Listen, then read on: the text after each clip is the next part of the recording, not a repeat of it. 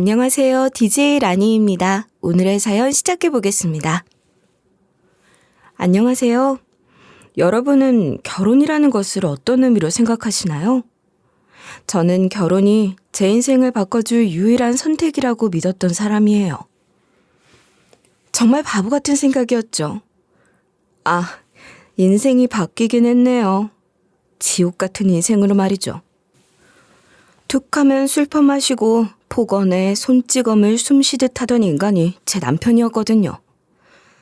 지옥 같은 삶 속에서 딸아이를 보고 정신이 번쩍 들었고 그날부로 저는 아이를 안고 집을 뛰쳐나왔어요. 그 뒤 저는 남편을 다시 마주하게 되었어요. 하지만 이전과 달랐죠. 그 인간한테 당한 만큼 처절히 복수했고 온 힘을 다해 그놈을 지디겨 밟아버렸습니다. 오늘 저는 그 이야기를 들려드리려고 해요. 저의 이야기를 들어보시고 만약 저와 같은 상황에 놓인 분이 계시다면 당장 지옥에서 나오시길 바라며 이야기를 시작하겠습니다. 나는 절대로 엄마 같진 안 살아. 알아? 절대로. 절대 엄마처럼은 안 살 거라고. 저거 말하는 본새 봐봐. 하여간 네 애비를 닮아서 그따구냐? 내가 아주 네 아비 집안 핏줄이라면 지긋지긋해. 알아? 내가 그 핏줄 담고 싶어서 닮았어? 나도 싫어. 나도 싫다고. 그래서 나간다잖아. 나가서 눈에 안 띄고 살 거라고. 집을 나오던 그날 저는 고작 18살이었어요. 지나간 일을 생각해보면 그 어린아이가 무슨 용기로 그렇게 집을 뛰쳐나왔던 건지, 그 나이에 저는 무섭지 않았는지 참 많은 생각이 들곤 하죠. 집을 뛰쳐나오던 그날 저는 엄마한테 선언했었어요. 악에 받쳐서 말이죠. 절대 엄마처럼 살지 않을 거다라고 말이에요. 집을 나가겠다 소리치는 저를 보면서 저희 엄마가 어떤 줄 아세요? 술에 잔뜩 찌든 모습이었어요. 몇 발자국 떨어진 채로도 엄마의 술 냄새가 풀풀 풍겨져 올 만큼 잔뜩 술에 취해서 엄마 역시 제게 소리쳤었죠. 경멸하듯 저를 바라보면서 말이에요.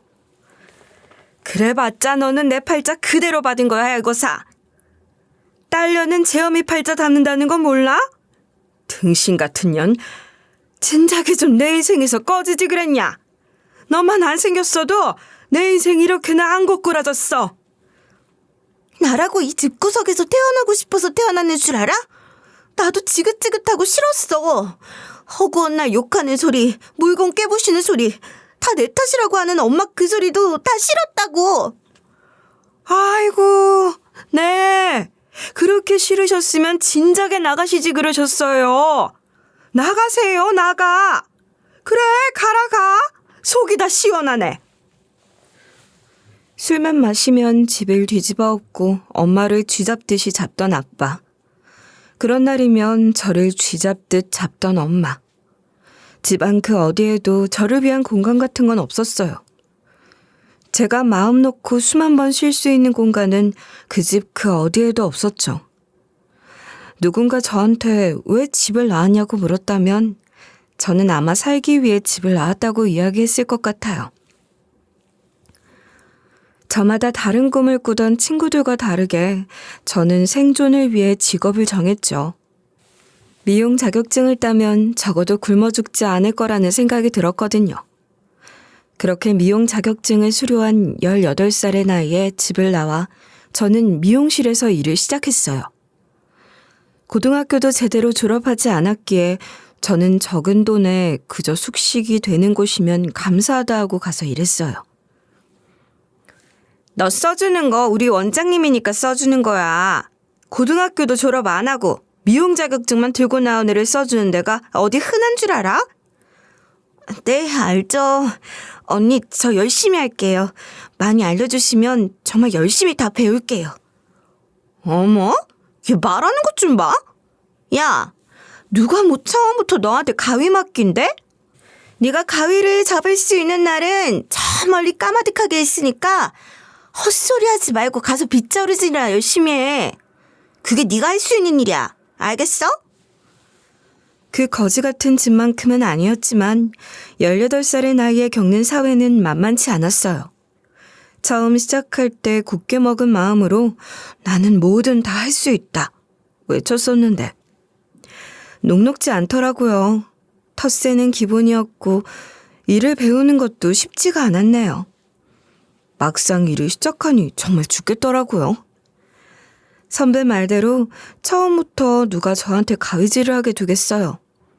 빗자루랑 거의 혼연일체로 지내다시피 지냈습니다.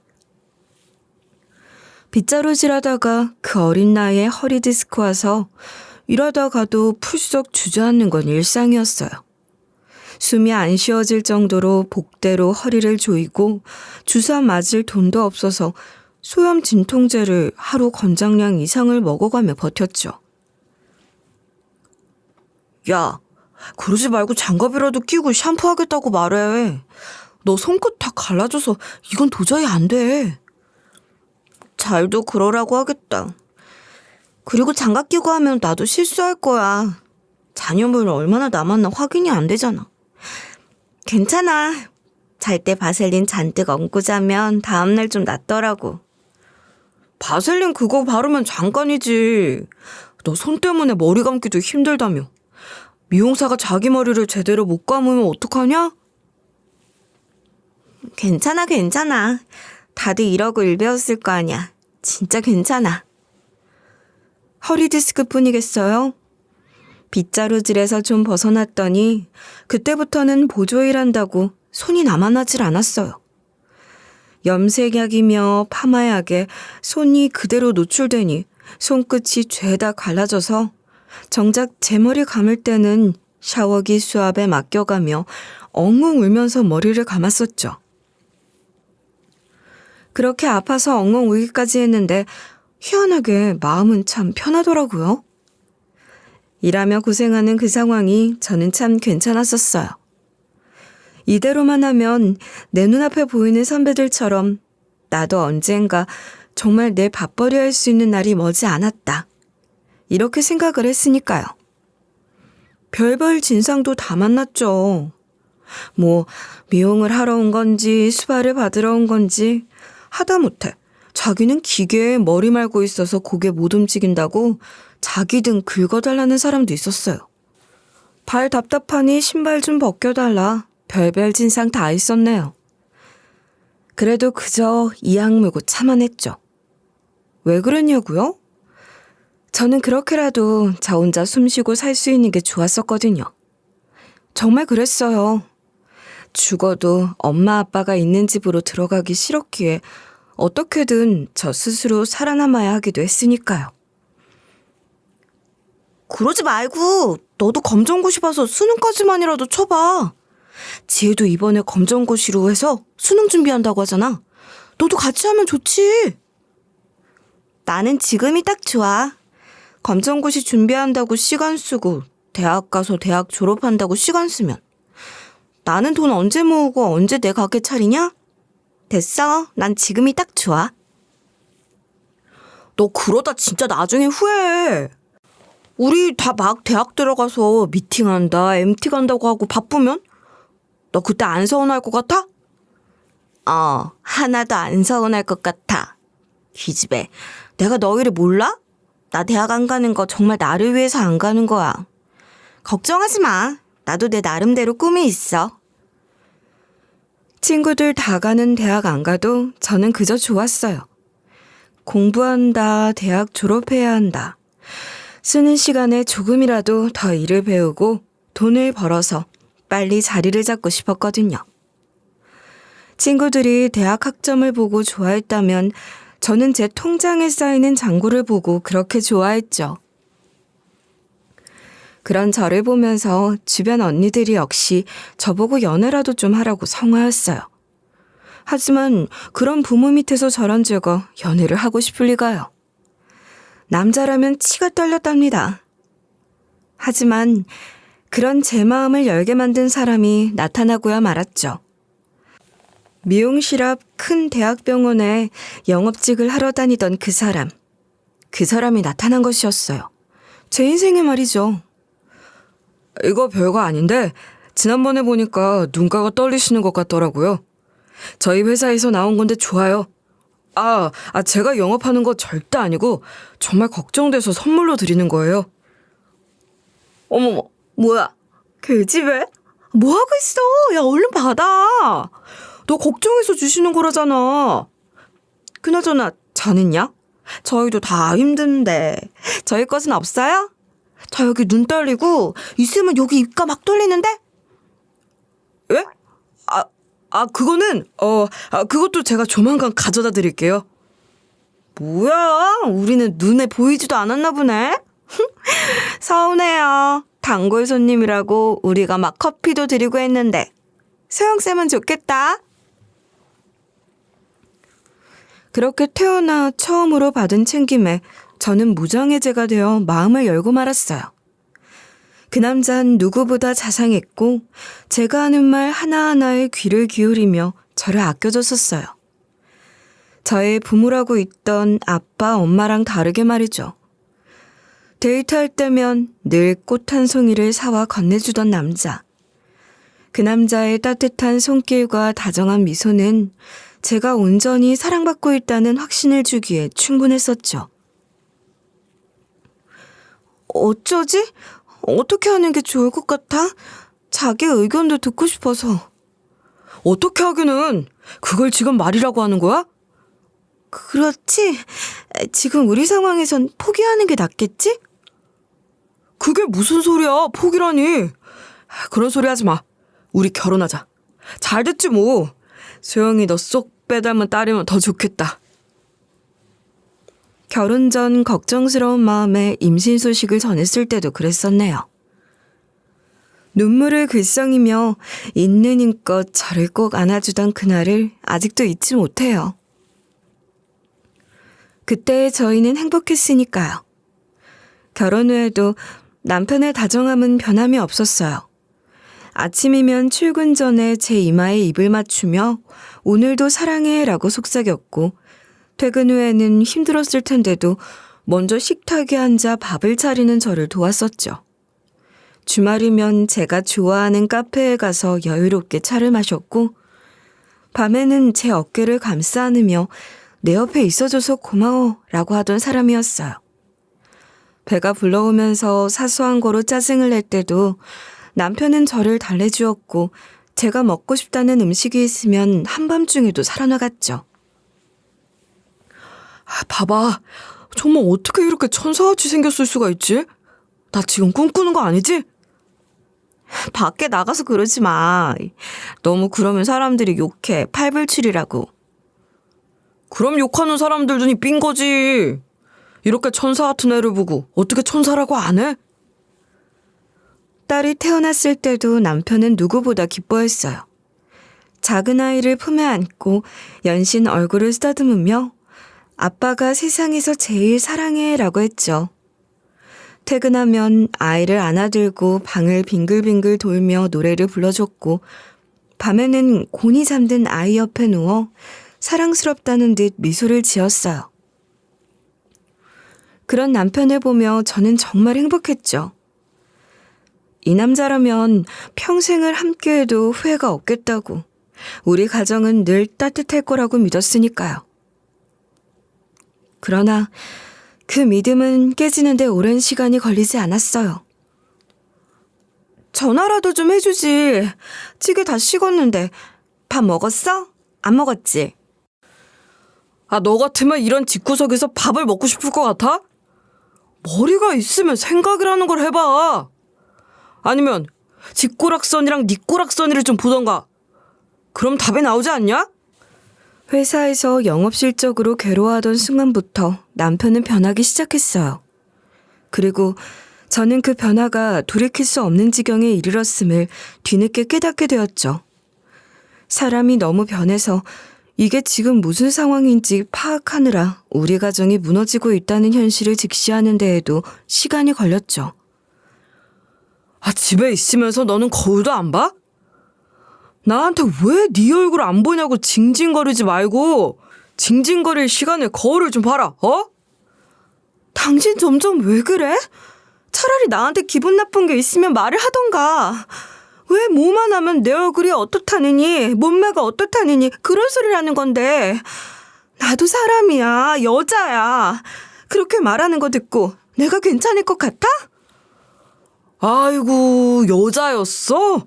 네가 여자였구나. 내가 미처 몰랐다. 나는 집에 그냥 웬 고만 마리가 있는 거라고 생각했지. 아, 네가 여자였구나. 와, 내가 그거를 몰랐네. 그래서 기분이 나빠? 나도 기분 나빠. 집구석에 들어오면 네 꼬락서니가 그래서 기분이 나빠. 변화는 사소한 지점에서 시작되었어요. 저의 외모에 대한 지적에서 시작되었달까요? 남편이 저런 말을 할 때 저는 출산 후 홀로 육아를 하면서 제 스스로를 돌볼 시간이 없어서 그래서 남편이 그러는 거라고 생각을 했었어요. 아주 혼자 드라마를 쓴 거죠. 남편이 저를 보고 속상해서 실망해서 그러는 거라고 생각을 했었어요. 통잠은커녕 쪽잠조차도 제대로 못 자는 상황에 남편도 단순히 필요해서 예민한 거라고 말이죠. 뭐가? 뭘 또 그렇게 봐. 아, 회식 있었어. 내가 놀다 왔어?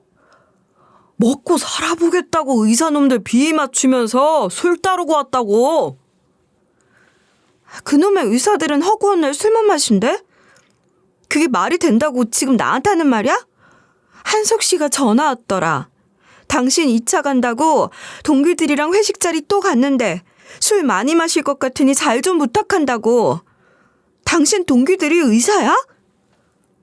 아, 뭐가? 내가 여자랑 술 마시고 왔냐? 남자놈들이랑 마시다가 왔다 그래. 밖에 나가면 의사놈들한테 치여. 집구석에 오면 애새끼 우는 소리에 골 아파. 그럼 내가 뭐 어떡해. 술 마시는 거 가지고 나한테 태클 걸지 마. 알았어? 퇴근 후 곧장 집에 오던 사람이 술집에서 시간을 보내는 날이 많아졌고 전화하면 짜증 섞인 목소리로 지금 바빠 라고만 대답했으니까요. 가끔은 밤늦게 비틀거리며 들어와 아이가 깨는지도 모르고 거실 바닥에 쓰러졌어요.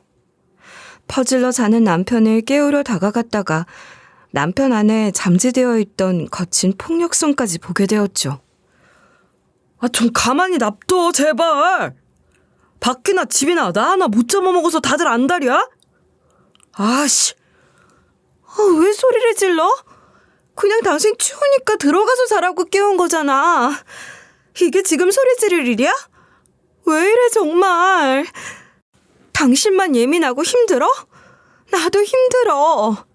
당신은 밖에서 술이라도 마시고 사람들이라도 만나지.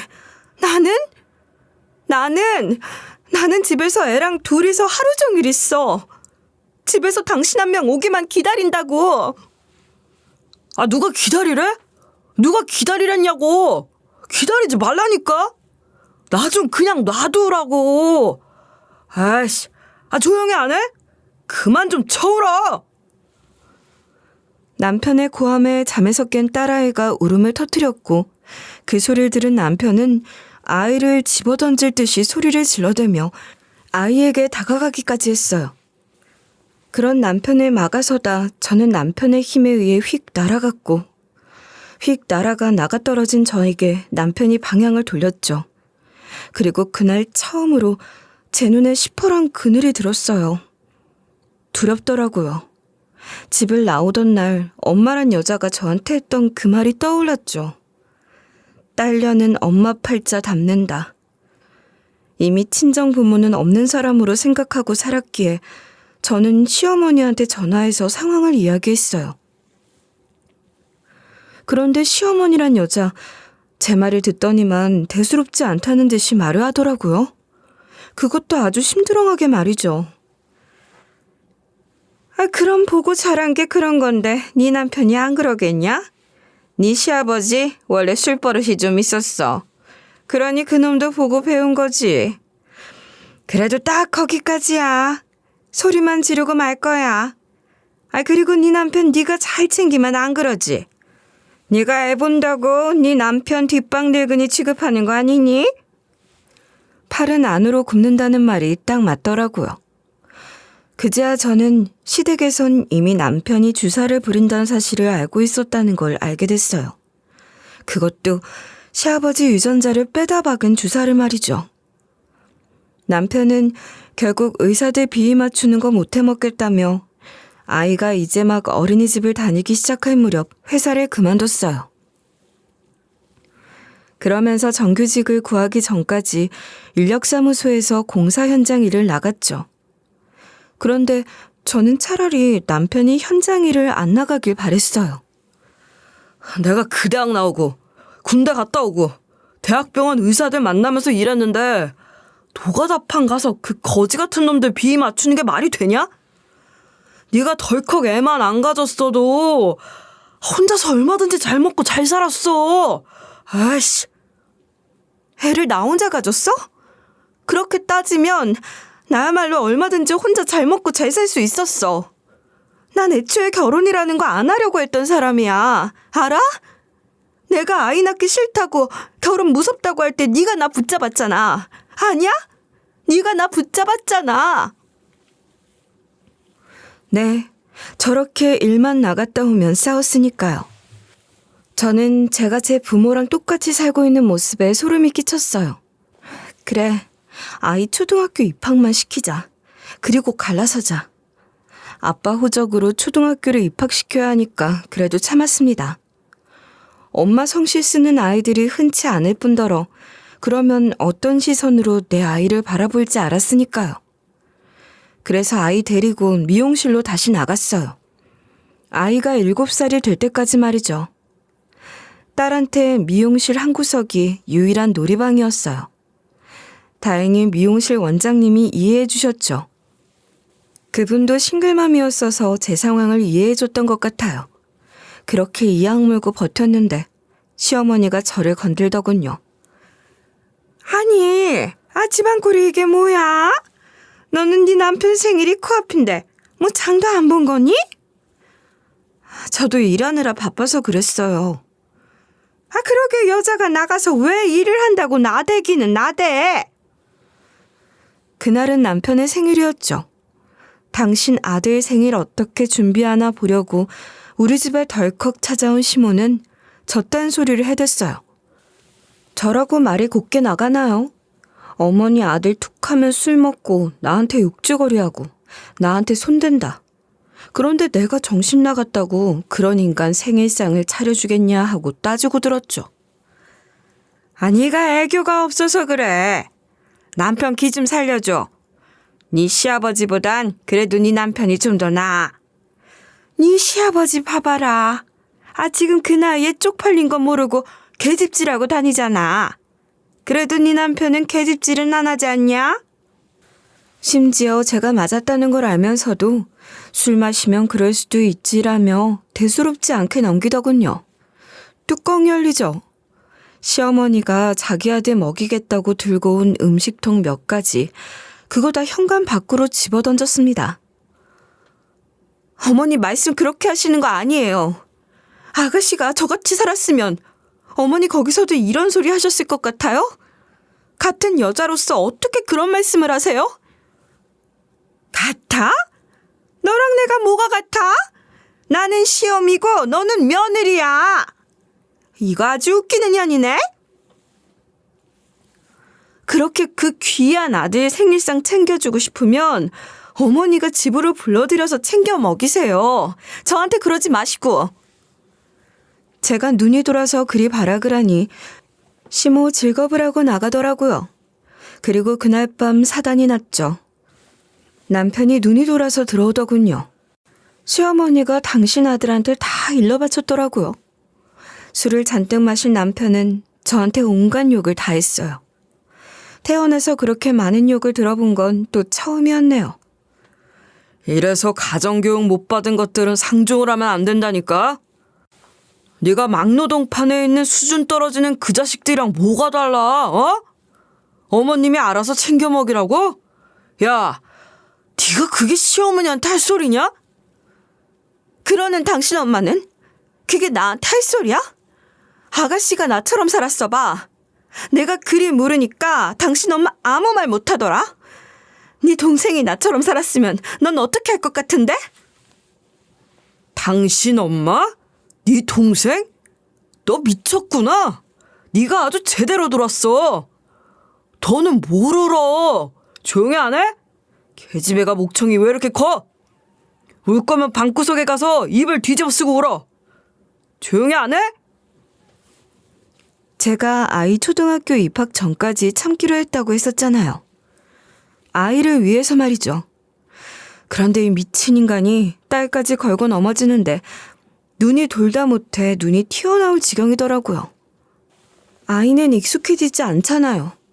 부모가 내 눈앞에서 싸우는 게 어떻게 아이한테 익숙해져야 하는 일이겠냐고요. 딸이 무서워서 엉엉 우니까 남편이 애한테 눈을 부르켜고 화를 내는 겁니다. 하다 아이한테 미친 듯이 소리를 지르고 아이한테 이불을 뒤집어 씌우려 하대요.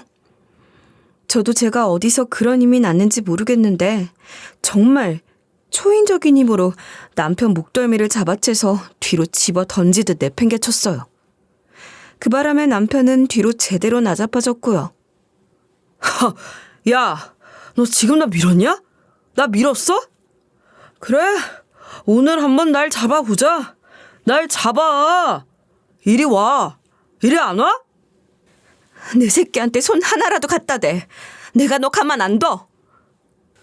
그래, 누가 가만 안 둬지나 오늘 한번 두고 보자. 머리가 시큰해지더군요. 남편이 분해 죽겠다면서 저한테 손을 댄 것이었죠.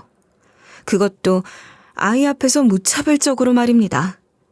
그 와중에 그 어린아이가, 그 작은 아이가 아빠 앞에 서서 저를 지켜내려 하더라고요. 미치고 팔짝 뛸 것 같았죠. 너무 비참했고 아이한테 미안했고 남편을 제 손으로 없애고 싶을 지경이었어요. 그런데 힘이 안 들어가는 거예요. 그 소나기에서 벗어나고 싶은데 힘이 안 들어가요.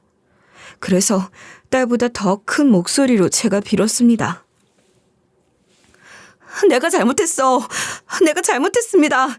내가 당신 엄마한테도 잘할게. 내가 정말 죽을 죄를 지었어. 내가 잘못했어. 짐승이나 인간이나 말을 차 안 들으면 매가 약이지. 너는 꼭 상황을 이렇게 만들더라? 야, 그러니까 잘해. 나도 귀찮아. 제가 아픈 건 중요하지 않았어요. 두려움에 덜덜 떠는 딸이 먼저였죠. 그때 정신이 번쩍 들더라고요. 차라리 남들이 손가락질하는 게 낫지. 엄마 성씨 좀 쓰면 어떤가. 내 딸을 이런 지옥에서 살게 할 수 없다는 생각이 들었어요. 그래서 그날 밤 저는 딸을 품에 안고 집을 나섰어요. 우리 조용히 나가야 한다고 말하니 그 어린아이가 고사리 같은 손으로 자기 입을 꽉 틀어막더라고요. 그렇게 저는 딸과 함께 그 지옥에서 탈출했습니다. 원장님, 저 좀 도와주세요. 어머, 소영씨. 얼굴이 왜 이래? 뭐야? 그놈한테서 가장 멀리, 최대한 멀리 도망가야 한다. 딸아이와 집을 나온 그 새벽녘에 미용실 원장님 댁을 찾아가 돈을 빌렸습니다.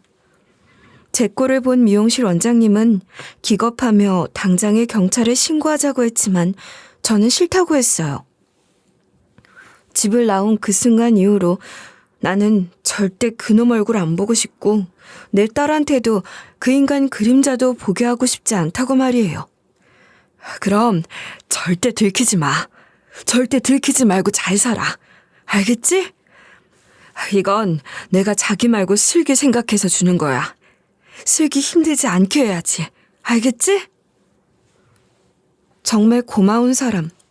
그때까지 살아온 제 인생에서 유일하게 제 편이 되어준 사람이었어요. 그렇게 저와 딸은 원장님의 도움으로 땅끝 마을의 작은 식당으로 가게 되었어요. 그곳은 원장님의 친구 부모님이 운영하는 곳이었죠. 마침 사람이 필요하다길래 저희가 그곳으로 가게 된 거였어요. 그렇게 그곳에서 새롭게 삶을 시작했습니다. 한적하고 정 많은 마을에서 딸아이는 작은 학교에 입학했고 저는 더욱이 열심히 이 악물고 일을 했어요. 우리 딸을 위해 산다는 생각 하나로 말이죠. 아이고, 몸 아껴서 이래. 그러다가 몸 다 부서지겠네. 돈 그렇게 모아서 뭐 하려고. 제가 열심히 해야 우리 슬기 중학교 가기 전에 제 미용실 열죠. 그래야 우리 슬기 돈 걱정 안 하고 공부할 수 있잖아요. 정말 하루하루를 살아간 게 아니라 버텨낸 것 같았어요.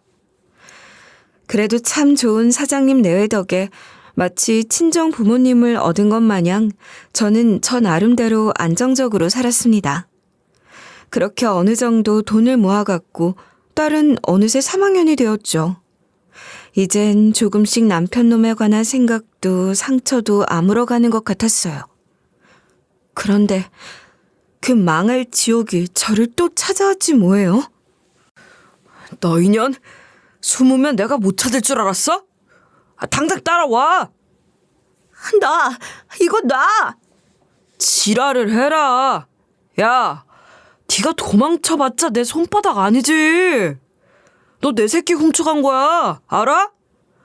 내 새끼를 왜 네 멋대로 데리고 도망을 가? 어디서 내 새끼를 애비 없는 자식으로 키워? 도대체 무슨 심보였을까요? 저를 못 잡아먹어서 안달이었으면서 왜 저랑 딸을 찾은 걸까요? 그 인간 제가 갈 곳이야 제가 일하던 미용실 원장님인 걸 알아서 첫날부터 그렇게 미용실 원장님을 괴롭혔더라고요. 미용실 원장님이 죽어도 안 말해주니까 원장님의 유일한 약점인 딸을 걸고 넘어진 거였죠. 당신 딸내미 어디 학교 다니는지 다 알고 몇 시에 끝나는지도 다 안다면서 말입니다. 이제는 벗어난 줄 알았는데 또다시 찾아온 지옥에 제 온몸이 굳어버리더라고요. 이제 내 인생은 끝이구나. 내 딸이 오늘 소풍 가서 참 다행이다. 저는 저 생각에 안도했어요. 아이가 소풍을 가서 저녁에야 오는 날이었거든요. 차라리 나를 괴롭혀. 그냥 나한테 네 분풀이 다 하고 슬기는 제발 건들지 마. 너 무슨 혼자 영화 찍냐? 개소리 하지 마. 너랑 슬기가 내 거잖아. 너희는 내가 알아서 할 거야. 내 새끼가 왜 네 소유야? 내 새끼한테 손 하나라도 대. 너 내가 정말 가만 안 둬.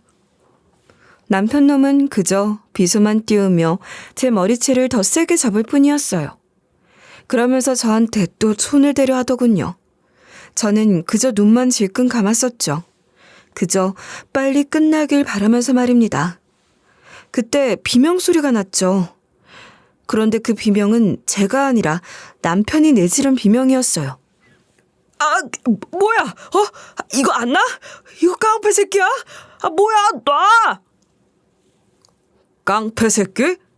여기 있는 사람 다 붙잡고 물어봐. 누가 깡패 새끼인지. 남편의 비명소리에 고개를 들어보니 가게에 자주 오는 단골 손님이 서 있었죠. 그리고 남편 놈은 그 단골 손님에게 손목을 꽉 잡혀 비틀린 채로 절절매고 있었어요. 평소 말이 없어 그냥 조용히 밥만 먹고 나가던 단골 손님이었기에 그 사람의 행동에 저 역시도 화들짝 놀랐죠. 남편 놈이 그 단골 손님의 소나기에서 버둥거리던 그때서야 사장님 부부네에 갔고 경찰이 도착했어요. 어머머, 이게 지금 무슨 일이야? 아이고 소영씨, 얼굴이 말이 아니네. 내가 이 양반 병원 가느라고 심원장이 전화한 걸 몰랐어. 아이고. 에라이 망할 놈 같으니라고. 어디 귀한 딸내미 얼굴에 손을 대. 이거 아주 천하의 몹쓸 놈이구만. 경찰 양반들, 이놈 이거 당장에 깜빵에 쳐넣어버려. 이거 아주 몹쓸 놈이네.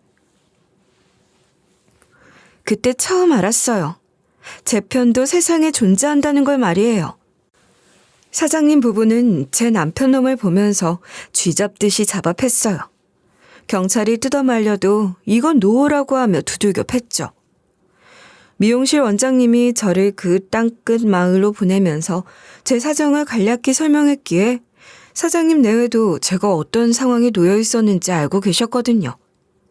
그뿐이게요. 그 단골 손님을 선두로 가게에 있던 다른 손님들도 남편놈에게 손가락질하며 욕을 해댔어요. 작은 동네인지라 서로 다 아는 사이였으니까요.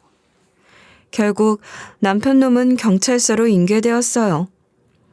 저 그리고 남편놈 손목을 비튼 단골 손님까지 말이죠. 남편은 경찰서에 도착해서도 정신을 못 차리고 욕지거리 해대더라고요. 야, 너 기술 좋다? 어? 그 사이에 딴 놈이랑 눈 맞아서 딴 놈이랑 살림 차리려고 내 새끼 데리고 이 총구석까지 내려온 거냐? 미쳤어? 어디서 그런 생각이 나오는 거니? 그게 지금 말이 된다고 하는 소리야? 나는 남자라면 너 때문에 지긋지긋해. 아이고, 야, 눈 튀어나오겠다. 네 기둥서방 앞이라고 뭐 무서울 거 없다 이거냐? 남편놈, 단골 손님을 가리키면서 저랑 눈 맞아서 여기로 온 거냐고 개소리를 해대는데 정말 할 말이 없었습니다. 기가 막혀서 말이죠. 말문이 막힌 저를 대신해 단골 손님이 말을 했어요. 모는 애는 뭐만 보인다고. 네가 그렇게 쓰레기같이 살았으니 세상이 다 그렇게 보이지. 나 살려준 사람이라 내가 나선 거다. 그때서야 기억이 나더군요. 제가 그 단골 손님을 구했던 일 말이에요. 그 단골 손님은 아내분을 잃고 동네 마을 끝자락 자기 차 안에서 안 좋은 선택을 했었어요. 그 차 안에서 연기가 나는 걸 마침 제가 딸아이와 산책을 하다 본 거였고 말이죠. 서둘러 신고해서 그 단골을 구하고 그 뒤로도 저는 식당에 식사하러 오는 그 단골한테 오늘 이렇게 잘 지내셨으니 내일도 잘 지낼 수 있죠? 내일은 청국장 드시러 오세요. 맛있게 해놓을게요. 하는 말을 하곤 했거든요. 그때 해주시던 그 말이 저한테 의무감을 줬었어요. 그런데 어떻게 저런 쓰레기 같은 놈이랑 같이 살았습니까? 쓰레기? 야, 너 자꾸 쓰레기 거리는데 지금 남의 와이프한테 추근덕거리는 네가 더 쓰레기야, 알아? 어디서 개가 짖나? 추근덕? 그건 네가 다른 여자들한테 그렇게 하겠지. 쓰레기 같은 놈. 저 땐 단골 손님이 한 네가 다른 여자들한테 그렇게 하겠지라는 말의 의미를 몰랐는데 참 대단한 의미를 담은 말이었죠. 그 와중에 남편놈은 그저 비아냥거리기 바빴어요. 경찰이 그만하라고 하는데도 말이죠. 지가 저한테 손찌검한 게 약점인 거 아니까 제가 딸아이 데리고 도망간 거를 제가 아이 납치한 거라고 우겨대더라고요. 그래서 제가 말했어요. 이혼하자. 그리고 이혼하면서 내가 소영이 친권 가져올 거니까 그런 줄 알아. 네가? 아, 네가 무슨 재주로 변호사를 구할 것이며 무슨 재주로 애랑 살 건데? 왜? 어디 영감탱이라도 잡아서 먹고 살게? 남편이 저를 향해 비아냥거릴 때 그때 단골 손님이 나섰어요. 아니, 정확히 말하면 저의 변호사님이 말입니다. 사실 그 단골 손님은 변호사 일을 하던 분이었어요. 서울에서 변호사 일을 하다가 아내가 아파서 내려온 거였죠. 아내가 세상을 떠나고 나서 의욕이 없었기에 제가 구해준 그 이후에도 계속 그곳에 머물렀던 거고요. 내가 이분 변호해드릴 겁니다. 그리고 내가 어떻게 해서든 친권 받게 해줄 거고 너 같은 쓰레기한테 무조건 양육비 받아내게 해줄 거니까 너야말로 네 수준에 맞는 변호사 구해보던가. 그런데 뭐가 좀 이상하지 않으신가요? 아무리 제가 자기 목숨을 구해준 생명의 은인이라고 해도 이렇게 나서서 해준다고요? 그건 좀 이상하잖아요. 솔직히 처음에 저를 변호해 줄 거라는 그 말을 들었을 때 저는 그 변호사가 제가 마음에 들어서 이러는 건가 뭐 그런 생각도 했었어요. 제가 아까 경찰서 안에서도 그 자식한테 말을 했었는데 저는 정말 제 인생에서 남자는 죽어도 만날 생각이 없어서요. 변호사님 정말 좋은 분인 거 알지만 저는 제 딸을 생각해서라도 남자는 아이고, 저도 정말 죄송스러운 말씀이지만 저도 저희 와이프가 제 마지막 사랑이라서요. 뭐 조금 민망하긴 했다만 다행이었어요. 그런데 이야기를 더 하다 보니 변호사 손님이 왜 저를 도와주려 했는지, 그리고 남편의 여자 문제에 대해 왜 그렇게 변호사 손님이 비아냥거리면서까지 언급했는지 그 속내를 알게 되었죠. 정말 충격적인 전말이 있다는 걸 말이에요.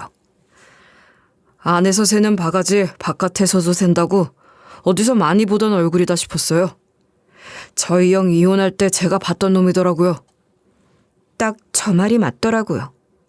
안에서 새는 바가지 밖에서도 샌다고. 제 남편 놈이 글쎄 그 변호사 형 와이프랑 바람을 피웠던 게 뭐예요? 그런데 이야기를 듣고 보니 제 남편 놈이 저한테 외모 지적질을 시작하던 그 시기였어요. 그래서 더 어처구니가 없고 더 소름이 돋았죠. 그 당시에 그놈이, 아니 그러니까 소영 씨 남편 되는 사람이 저희 형 병원에 들락날락했는데 와이프가 아이 돌보고 있어서 집에 늦게 들어가도 된다는 식으로 저희 형한테 그렇게 알랑방귀를 뀌었대요. 네, 저 혼자 집에서 독방 육아를 하고 있을 때 남편 놈은 좋다고 하면서 밖에서 접대하면서 영업한답시고 그 집 와이프랑 놀아난 거죠. 아무래도 영업하다 보면 의사 사적인 일도 도와주고 했는데 남편이 그러면서 그 집 심부름 해주다가 그 집 사모랑 눈이 맞았던 거였죠. 어떻게 구워 삶은 건지 그 집 사모를 제대로 구워 삶아서는 의사 남편 조정하게 해서 영업 실적 올렸던 건 기분이었고, 자기도 이혼할 거니까 너도 이혼해서 우리 새 살림 차리자고 그런 식으로 여자를 꼬드긴 거였어요. 그런데 그 자식 그럴 배짱도 없는 놈이거든요. 그럴 배짱도 없는 놈이. 그 자식 저한테 위자료 주기도 싫고 아이 양육비 나가는 거 싫어서 이혼은 절대 안 할 놈이에요. 그래서 이번에도 더 버틸 거고요. 알죠? 다 알아요. 그럴 놈인 거 알아서 제가 변호해드리겠다고 한 거예요. 혹시 말이에요, 남편분, 아니 그 자식이 좀 달랐던 시기 기억하시는 거 없어요? 저희 형한테 소영 씨 얘기가 좀 도움이 될 것 같아서요. 변호사의 질문에 저는 생각을 해봤죠. 어떻게 그 자식이 감쪽같이 나를 속였을까? 아니면 내가 놓친 게 있었던 걸까 하고 말입니다. 곰곰이 생각을 해보니 떠오르더군요. 한동안 그 자식이 골프 치러 다닌다고 하고 명품 신발 신고 나대던 때가 있었는데 영업 직원 월급으로는 살 수 없는 고가의 명품이었거든요. 그것도 다 그 사모 꼬드겨서 의사 남편 돈 빼돌려서 지한테 오게 한 것이었죠. 있어요. 있어. 그 인간 명품 걸치고 다니던 때가 있었는데 그때 같아요. 아마 찾아보면 인터넷 저장 파일 같은 곳에 깨똑 자동 업그레이드 돼서 찾으려면 찾을 수 있을 거예요. 저랑 같은 아이디 썼거든요. 다행히 저랑 남편 놈이 같은 아이디를 쓰는 사이트가 있었는데 핸드폰 기기 용량 업그레이드하기 비싸니까 거기에 자동 업그레이드 되게 하고 썼었거든요. 저는 그 사이트 아이디랑 비번을 변호사에게 다 넘겨주었죠. 알고 보니까 그 변호사 형인 의사 양반은 자기 와이프가 외도한다는 사실에 완전 충격받아서 충격으로 쓰러졌더라고요. 뭐 그러면서 그 여자는 옳다구나 하고 자기 남편 쓰러진 사이에 이혼하겠다고 밀어붙인 거였어요. 저희 식구들은 그것도 몰랐네요. 아주 끼리끼리 잘 만났더라고요. 변호사 동생이 손 쓸 틈도 없게 형수란 여자는 제 남편이랑 짜고 치고서 마치 의사 형이 외도를 저질러서 아내가 일방적 피해자인 것처럼 그렇게 꾸며댄 거였어요.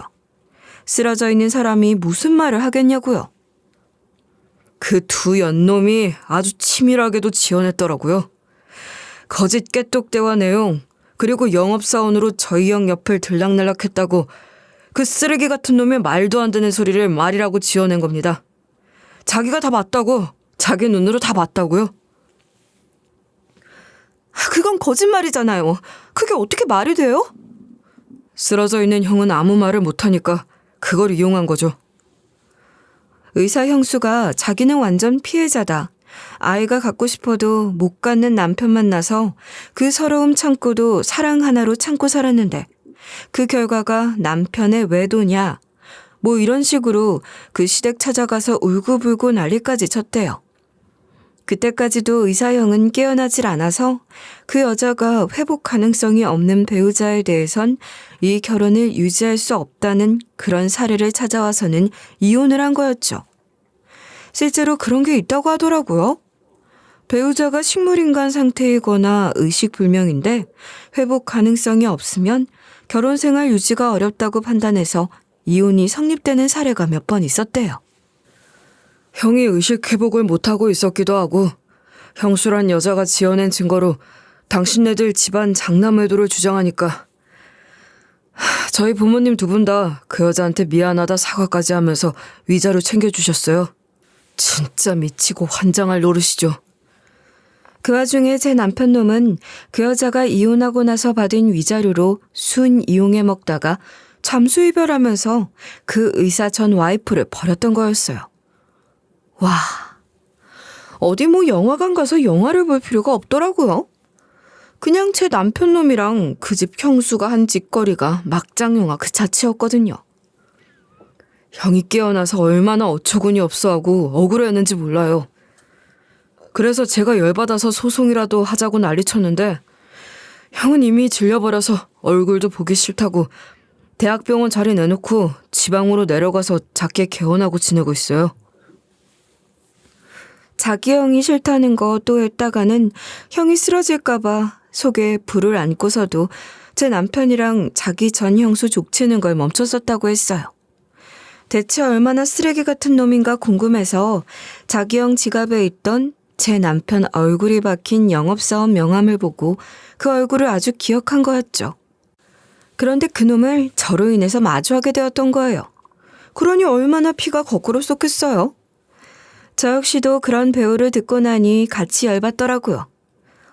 쓰레기 같은 놈, 아주 가지가지하고 살았네요, 정말이지. 네, 그러니까 저희 정말 잘해야 해요. 완벽한 이혼이 되게요. 그렇게 저와 변호사는 의기투합해서 제 남편놈 인생을 독치기로 작정하고 움직였어요. 그 첫 시작은 변호사 단골 손님의 형을 찾아가는 것부터 시작했죠. 희한한 관계죠. 어찌 보면 그 형이랑 저랑 둘 다 배우자 때문에 피해를 입은 사람들이잖아요. 그렇게 세 사람이 마주 앉아 한동안 아무 말도 하지 못했어요. 죄송해요. 정말 죄송합니다. 제 남편 때문에 그렇게 힘든 시기를. 왜 잘못한 게 없으신 분이 사과를 하세요? 죄 지은 사람이 벌을 받고 사과하는 게 맞는 거죠.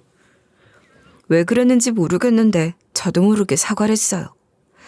내 남편이란 놈 때문에 상처받게 해드려서 죄송하다고 말이죠. 그렇게 저희 세 사람은 합심하게 되었습니다. 변호사 형의 증언으로 제 남편이 저와 혼인 유지를 하면서 외도를 했다는 증거를 준비했어요. 저에 대한 폭언과 못된 행동에 더해서 말이죠. 여기서 끝내면 안 되잖아요. 변호사님 형님도 억울했던 일 이참에 풀어버려야죠. 아무리 마주치고 싶지 않다고 해도 이렇게까지 마주하게 되는 원수라면 그 이유가 있는 거잖아요. 네, 맞아요. 소영 씨 말이 맞네요. 죄 지은 것 정확히 죄를 물려야죠. 네, 그러니까 우리 마음 독하게 먹어요. 변호사인 자기 동생이 나서서 아주 눈에 불을 켜고 일을 진행하니 변호사 형도 그것들한테 죄를 물릴 수 있을 거라는 확신을 찼죠. 그리고 그 확신을 희열을 주기 시작했어요. 그렇게 뒤늦은 죄의 심판이 시작되었죠. 그럼 이게 말이 안 되는 이유를 좀 말씀해 보시죠. 수차례 지속된 폭언.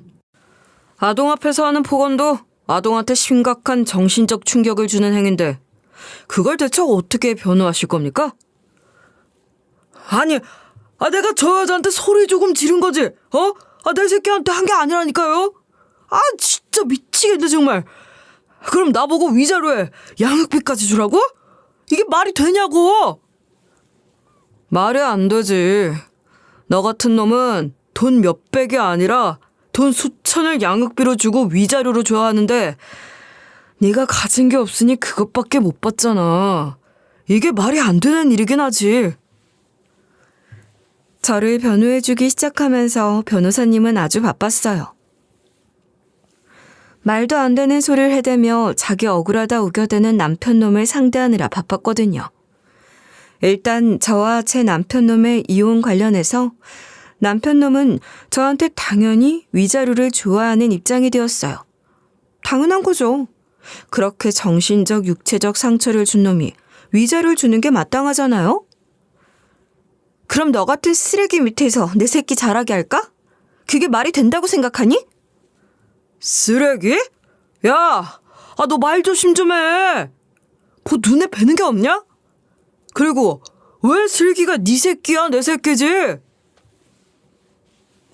네가 낳았니? 내 배 아파서 내가 낳았고 키우기도 나 혼자 키웠어. 내가 너 같은 버러진 놈을 왜 그렇게 무서워서 벌벌 떨었을까? 이렇게 돈 몇 푼에 빌빌거리는 놈을? 아이의 친권과 양육권도 제가 가져왔죠. 폭언과 손찌검을 일삼는 남편 밑에서 아이를 자라게 할 수 없다고 저와 그 변호사가 강력히 주장했거든요. 위자료 양육비를 받았다 해도 그 인간의 죗값은 아직 끝난 게 아니었어요. 저한테서 끝난 거지 아직 그 인간이 한 또 다른 추악한 짓거리가 남아있으니까요. 너 솔직히 말해. 너 저 변호사 놈이랑 뭐가 있지? 뭐 했지? 그래서 지금 네가 이렇게 작정하고 나를 물먹이는 거 아니야. 야, 엄마라는 년이 더럽다 더러워. 진짜 모 눈에는 뭐만 보인다는 게 맞네. 내가 너인 줄 알아? 난 죽었다 깨어나도 너처럼은 안 살아. 피덩이 같은 자식이랑 와이프 두고 바람이나 피고 그것도 모자라서 가정 파탄까지? 나는 너처럼 살려고 몇천억을 준다고 해도 싫어. 알아? 야, 그건 쌍방이야. 그 여자가 나를 꼬신 거야. 지 남편 마음에 안 든다고 샌님 같다고. 나 같은 사람이 좋다고 한 거라고. 나 좋다는 걸 내가 뭘 어째? 정신 못 차린 거 맞죠?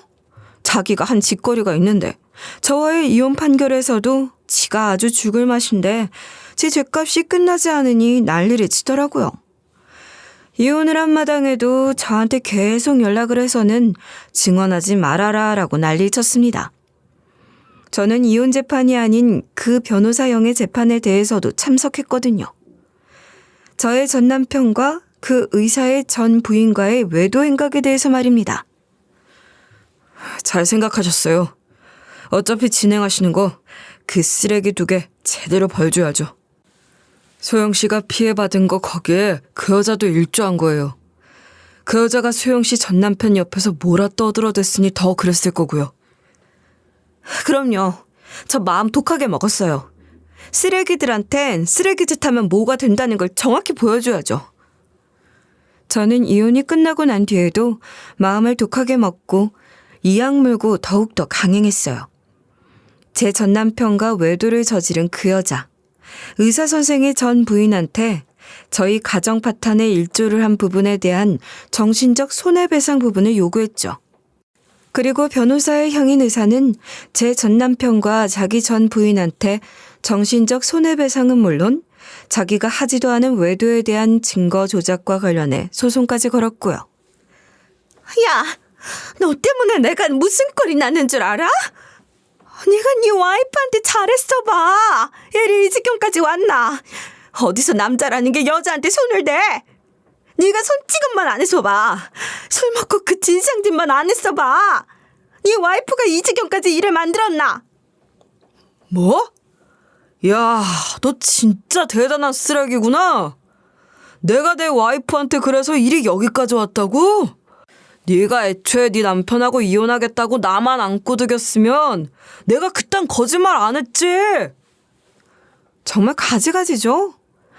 저의 전 남편과 의사 전 와이프는 그 재판장에서 서로한테 삿대질하며 너 때문에 다 지난 일이 여기까지 온 거라고 서로를 잡아먹을 듯이 악을 써댔어요. 정말 추하더라고요. 그렇게 좋아 죽겠다고 서로 이혼하고 다시 합치자 하는 추잡스러운 소리를 하던 건 언제고 사지에 몰리니 자기 잘못 없다고 서로를 욕하는데 제가 거기서 인간의 최악의 모습을 다 본 것 같았습니다. 물론 아직도 그 의사 선생과 그 전부인 사이에서의 일은 재판 진행 중이에요. 저는 말했어요.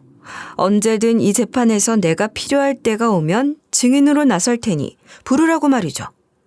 그 와중에 전 남편 놈은 정신 못 차리고 저한테 매달리더라고요. 내가 오죽하면 이렇게 찾아왔겠어. 소영아, 슬기 엄마, 나 진짜 탈탈 털어도 나올 돈이 없어.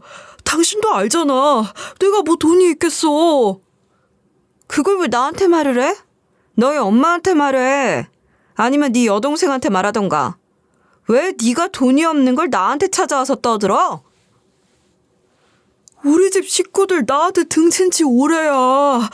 소영아, 나 진짜 개가천선할 거야. 나 자신 있어. 그러니까 우리 다시 잘해보자. 제가 미쳤게요? 저딴 놈이랑 다시 합칠 리가요. 저는 절대로 제 인생을 또 그 시궁창 속에 처박을 생각이 없었습니다. 그래서 제 바지가락이 붙잡고 매달리는 전 남편을 벌레 보듯 내려다보며 말했어요. 네가 싸지른 똥 네가 알아서 주워먹든 치우든 해. 아주 속 시원하죠.